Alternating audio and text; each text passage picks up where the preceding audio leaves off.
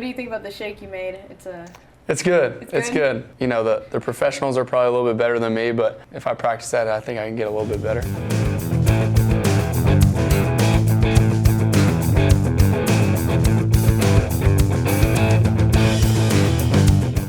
Hey guys, welcome to Dine In at Dirty's. I'm your host, Lailah Licon, and this is a new series we're starting, filming at the very own historic Austin site, Dirty Martins. We've been around for 98 years, and this is our first episode of our new show.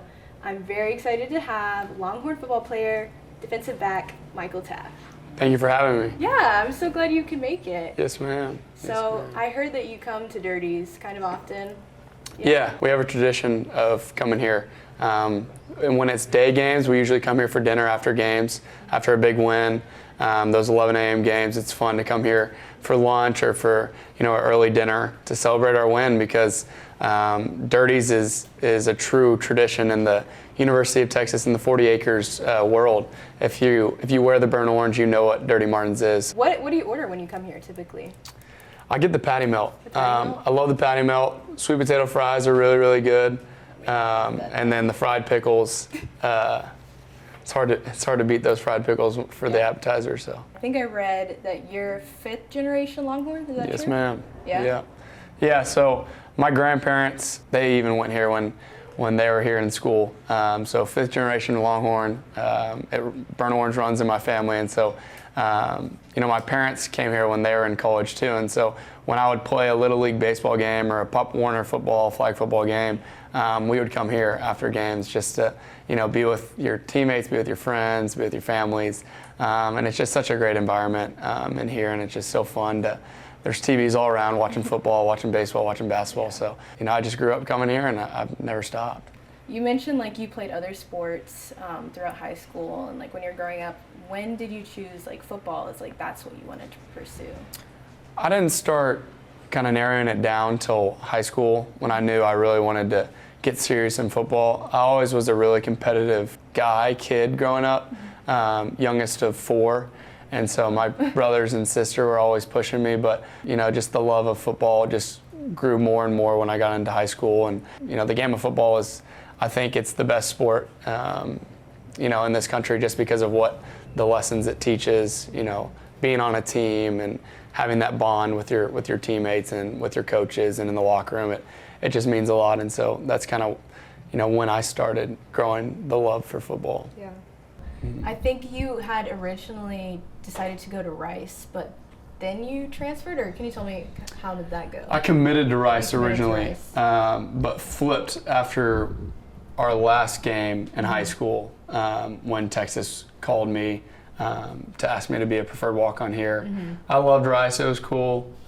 Really smart school. I would have had a really good education, really good degree, but I grew up a Longhorn. You can't ever pass this down. When you grow up being a Longhorn, when you know the pride, and then when I knew that we weren't where Texas should be when I got here, we went 5-7 my first year, and so I just knew that I wanted to be on a team to switch the narrative around here, to change how everybody looks at Texas, to change how everybody looks at the burnt orange to how it should be.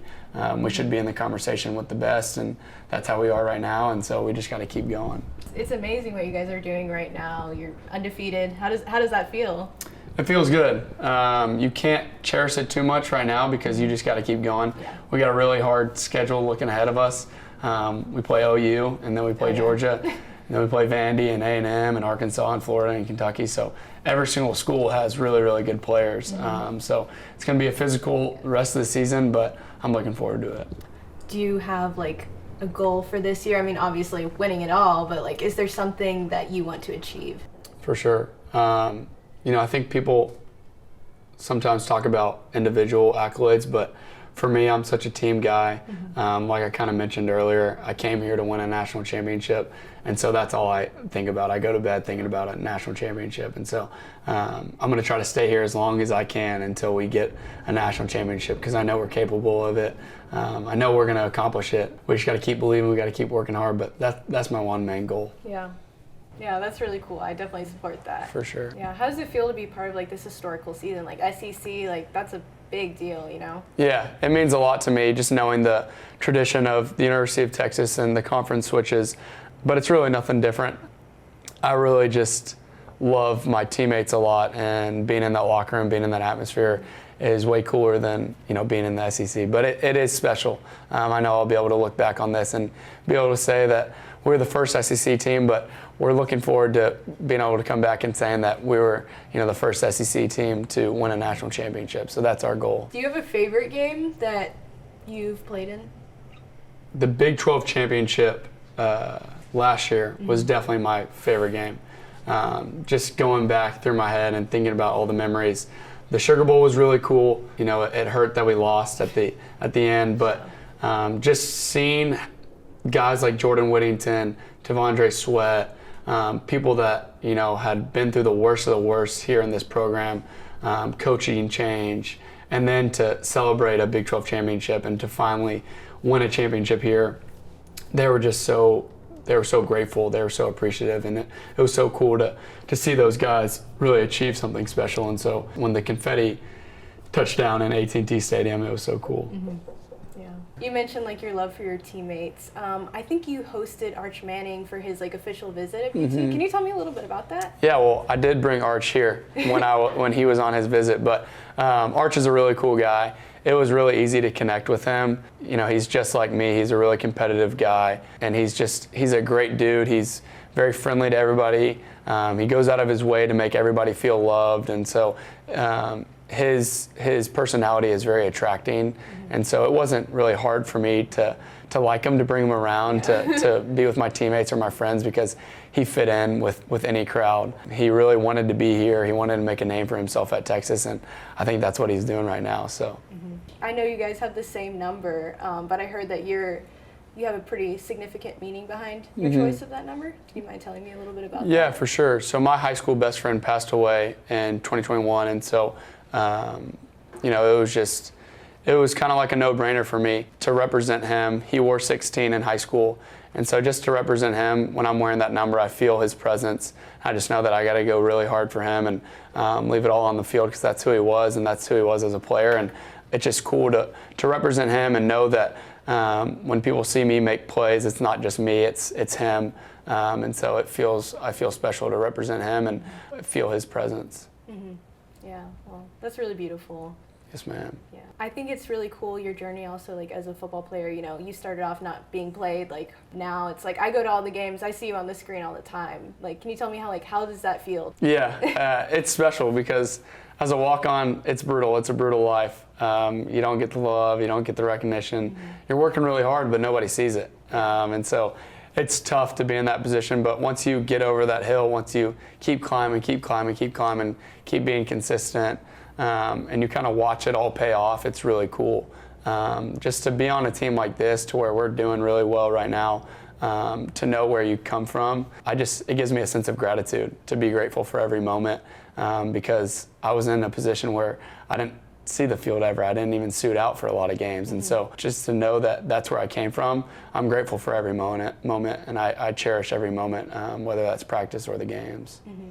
Can you tell me, what really grounded you, and were there people in your life that supported you through the times where it was, a bit challenging, I think one of my biggest mentors in life is Sam Ellinger. He played quarterback here. He probably came to Dirties a lot when he was in college, but he's an awesome guy. He's still one of my biggest mentors. I can text him whenever I have a question or just want to annoy him. But he always keeps me in check of, just keep being consistent, keep working, your time's going to come. Don't worry about the outcome, just be in the moment, and let your path be handled by the man above. And that's kind of just how I kind of stay grounded. Was, he helped me a lot with that. And so couldn't thank him enough. He's doing well in Indy, and he's kind of showed me the ropes. That's really cool. When you were a freshman here, what dorm did you stay in, or did you live off campus? So all the football players stay in San Jack your freshman year. So I do remember the San Jack days. Those were some fun days. What were some of your favorite freshman memories? Some things that I probably should keep to myself, but just being in the dorms with my teammates. Yeah. One of my really closest friends, Charles Wright, he just graduated from here. He played quarterback.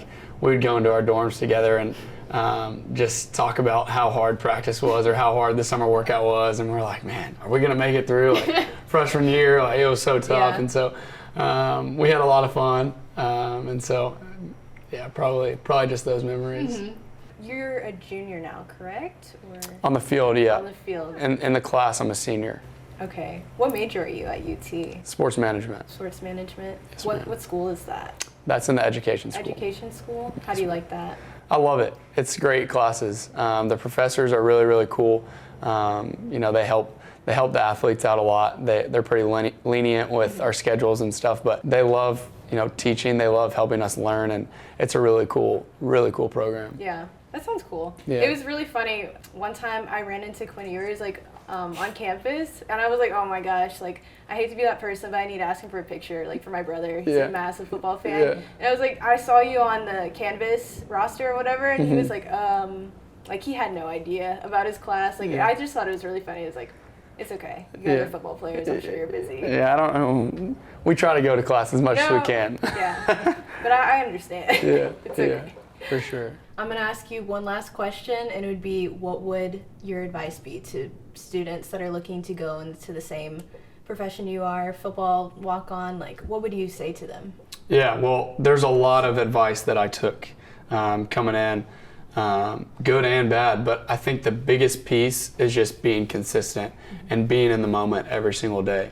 Because the second you look past, I'm never going to play, like, what should I do right now? Like, don't worry about the future has enough worries of its own. Just be in the moment, work as hard as you can, control what you can control, and just do your job every single day. Be a light for the team, be a positive mindset for the team, be that guy that walks into the room every single day with a smile on his face. And that's really encouraging. That's attracting to coaches, to your teammates, to players that are not having the best day. Just being there, showing up every single day, being where your feet are, and just coming with a positive attitude every day is really all you can ask for. Yeah. No, I really agree with that. I mean, I work at Dirty's, I'm just like bussing tables and everything, and then now I got to do social media, and next thing I'm interviewing you, which is like really big for my career. I'm a journalism major. For sure. I'm really glad we could have you. Again, this is our first episode of this series. You're part of Dirty's history now. It's like Let's go. 98 years. I think it's really big that we could have you. For sure. I appreciate y'all. This has been super fun, and like I said, I love Dirty, so anything that I can do for Dirty's, it's really special. Yeah. Well, again, thanks for coming. It was great having you. Thank you so much. Okay. Bye, guys. Hook 'em. Hook 'em, yeah. Tune in next time.